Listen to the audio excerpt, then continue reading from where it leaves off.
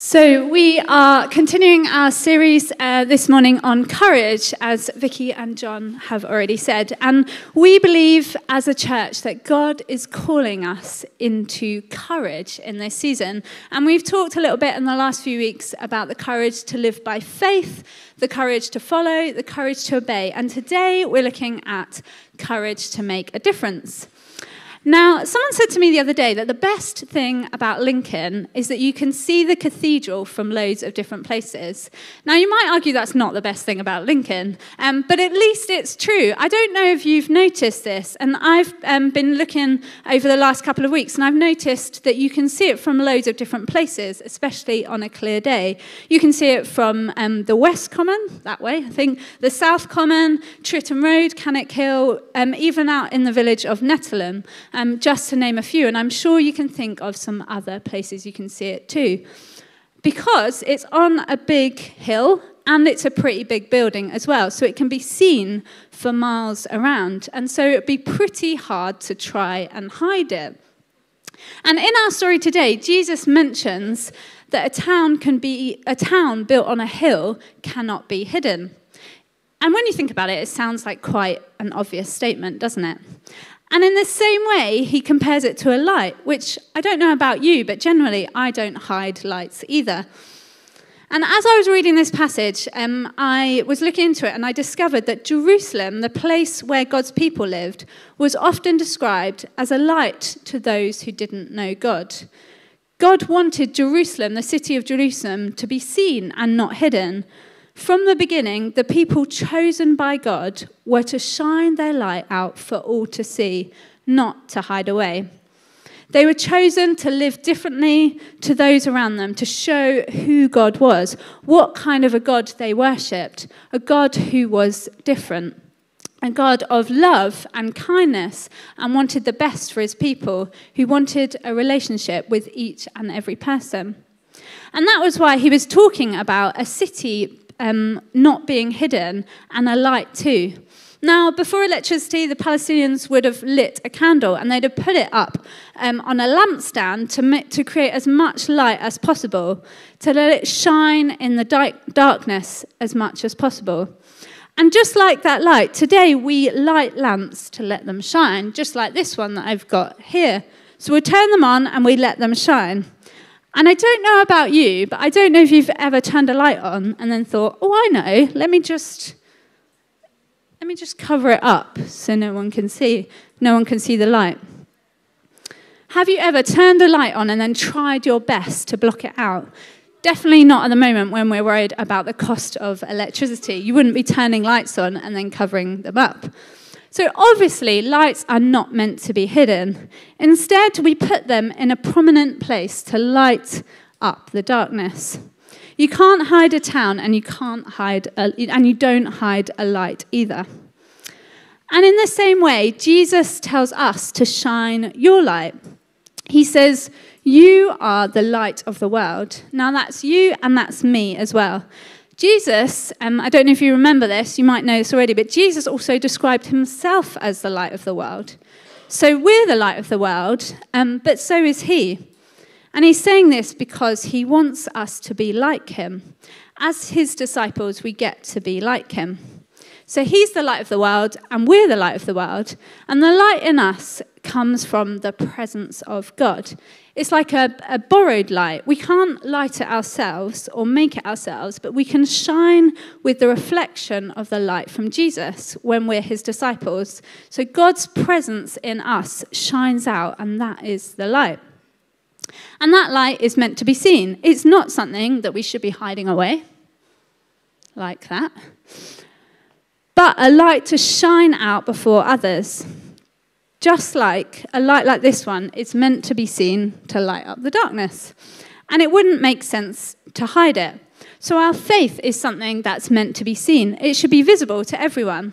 The presence of God in us should shine through in our ordinary everyday lives, in the way that we treat people around us, our friends and our family, but also everyone that we see, maybe at school or at uni or at work, the people we meet in the shops or as we're out and about, everyone we meet, perhaps as we're driving, the language we use, all of our actions.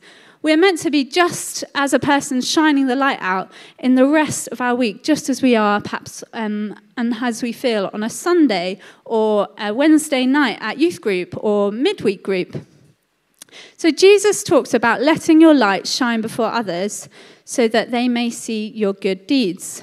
Now that word in the passage comes from a word which is kalos, which doesn't just mean good, but it also means captivating and beautiful and attractive.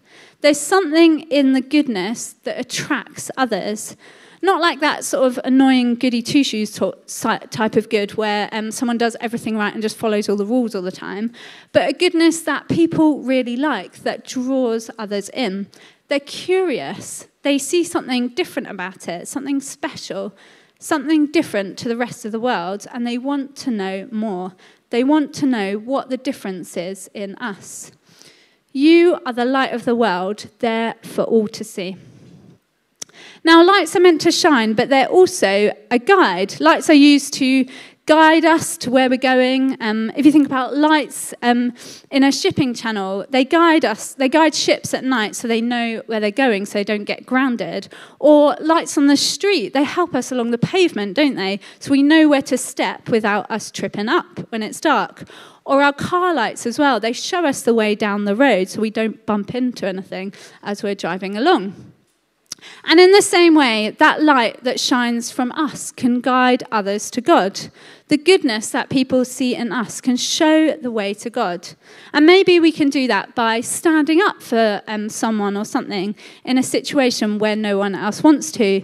Maybe it's someone's being treated badly and we want to stand up for them. Maybe it's taking a lead on a big issue like climate change that others can follow.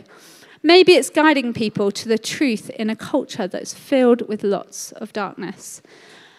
The light in us, God's presence in us, isn't to draw attention to us. It's not about us and the things that we do, but rather it's to guide people towards God.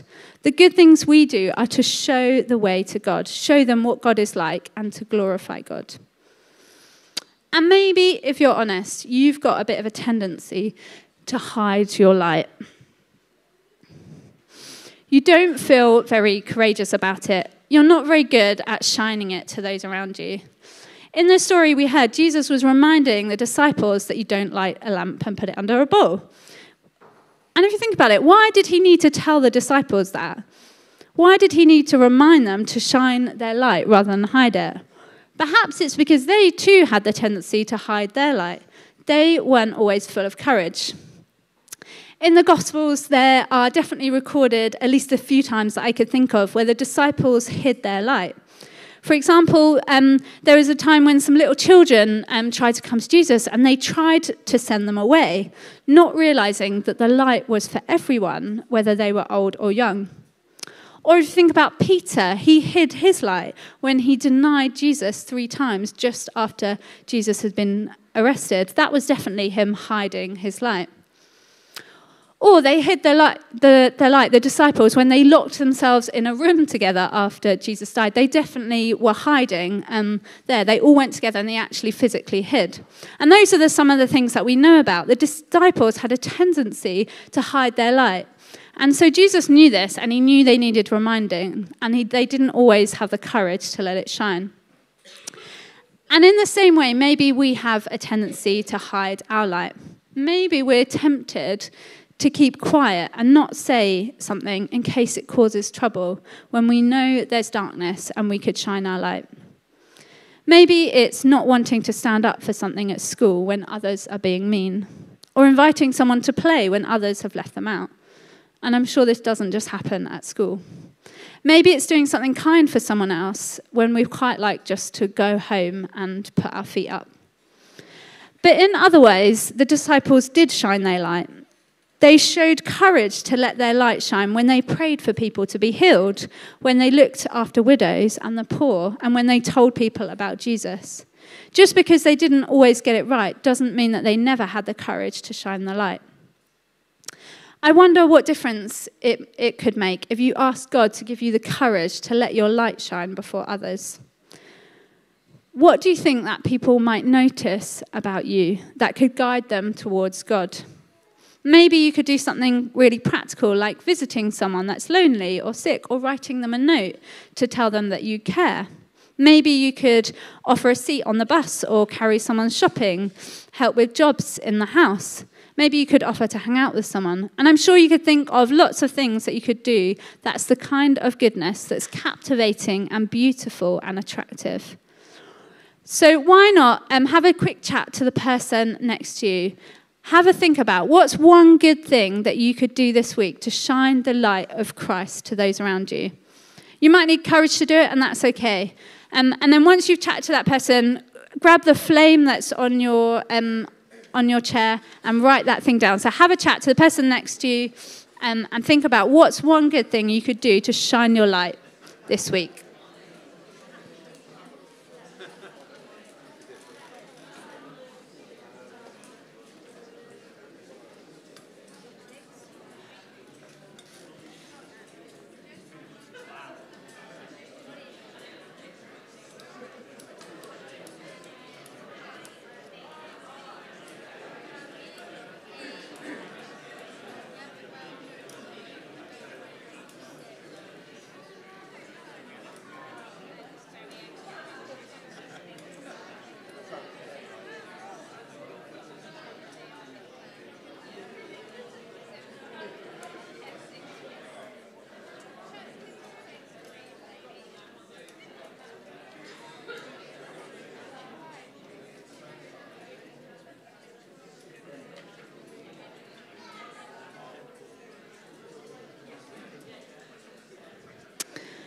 Hopefully you've got something written down.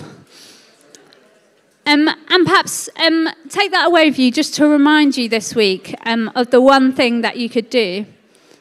So there's all these different ways. They might be big things, they might be small things that we've written down where we can shine our light to make a difference.